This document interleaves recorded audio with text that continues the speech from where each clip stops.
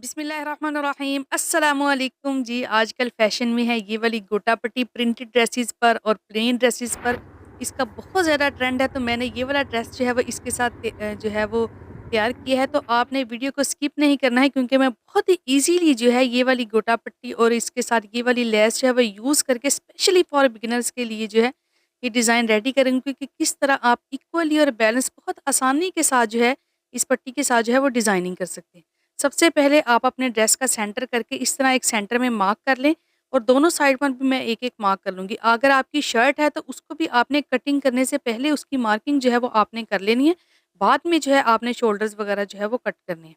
उसके बाद एक साइड की मार्किंग पर जो है वो सिंपली मैंने जो है वो 1-1 इंच के फासले पर निशान लगाने हैं। बिल्कुल इसी तरह दूसरी साइड पर भी हम 1-1 इंच के फासले पर जो है वो निशान लगा लेंगे।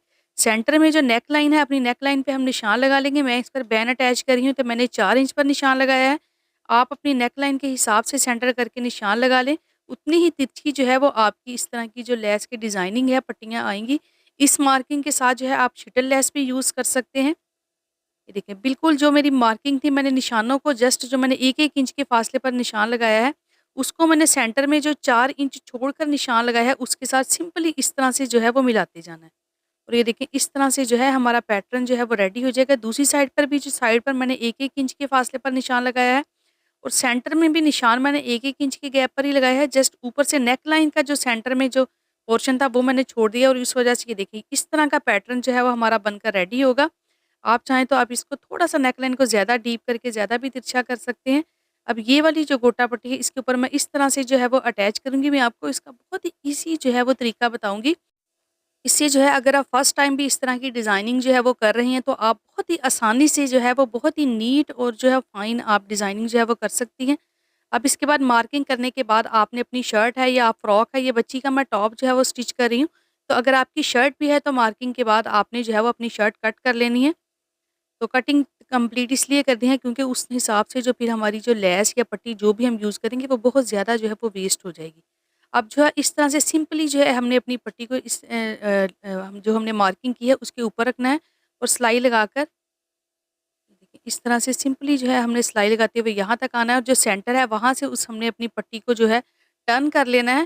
फ़ोल्ड नहीं करना है, टर्न करना है क्योंकि ये दोनों साइड से इक्वली जो है वो सेम एक जैसी ही होती है।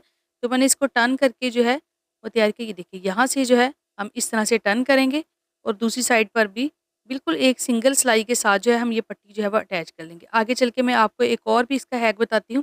देखिए अगर आपके से जो है वो उस तरह से मैनेज नहीं हो रही है, हालाँकि मैंने ऊपर वाली जो है वो 5 पट्टियाँ जो है वो तकरीबन अटैच कर ली थी, लेकिन आपको बताने के लिए जो है मैंने यहाँ पर जो है वो जो होती है फैब्रिक ग्लू, वो मैंने अपनी मार्किंग के ऊपर-ऊपर ये देखिए इस तरह से हल्की-हल्की आपने अपनी मार्किंग के ऊपर जो है वो फैब्रिक ग्लू लगानी है और उसके ऊपर जो है ये वाली गोटा पट्टी जो है, ये देखिए इस तरह से टर्न करके यहाँ से इसके ऊपर-ऊपर बिल्कुल अटैच कर देनी है।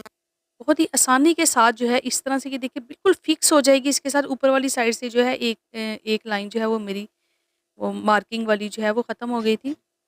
तो मैंने जो है वो अगेन मार्किंग करके ये देखिए, यहाँ पर जो है देखिए कितनी आसानी के साथ जो है वो गोटा पट्टी हमारी जो है वो अटैच हो जाएगी। अब इसके ऊपर बहुत ही फाइन और नीट जो है वो सिलाई लगेगी। बिल्कुल भी खींचने की या कुछ भी करने की आपको ज़रूरत नहीं पड़ेगी। अगर कहीं से हल्की-फुल्की उतर रही है तो आप वहीं से जो है वो गोटा पट्टी पर हल्की-सी फैब्रिक ग्लू लगा लें। अब ये सेंटर में जो है मैं लेस अटैच करूँगी। अब यहाँ से आप देखिए गौर से देखिएगा कि जहाँ पर मैंने फैब्रिक ग्लू लगाई है, ये देखिए कितनी आसानी से बिल्कुल भी नीचे वाली साइड पर कोई बुकरम कुछ भी अटैच नहीं किया है। जस्ट मैंने मार्किंग के ऊपर-ऊपर जो है वो लाइट सा ग्लू लगाया है और उसके ऊपर जो है वो गोटा पट्टी जो है वो अटैच कर दी थी और उसके ऊपर-ऊपर जो है हम सिलाई लगाएँगे। इसका फ़ायदा ये होगा कि फैब्रिक में अगर आप बिगिनर्स हैं तो अक्सर जो है वो बल वगैरह जो है वो आ जाते हैं। मेरे साथ भी अक्सर ये मसला हो जाता है। तो मैं इस तरह के जो ट्रिक्स जो है वो यूज़ कर लेती हूँ ताकि मुझे स्टिचिंग में जो है वो आसानी हो जाए। तो आपके साथ शेयर करती रहती हूँ ताकि हो सकता है आपके लिए भी हेल्पफुल हों। ये देखिए तकरीबन सारी पट्टियाँ जो है वो अपनी मैंने अटैच कर ली हैं।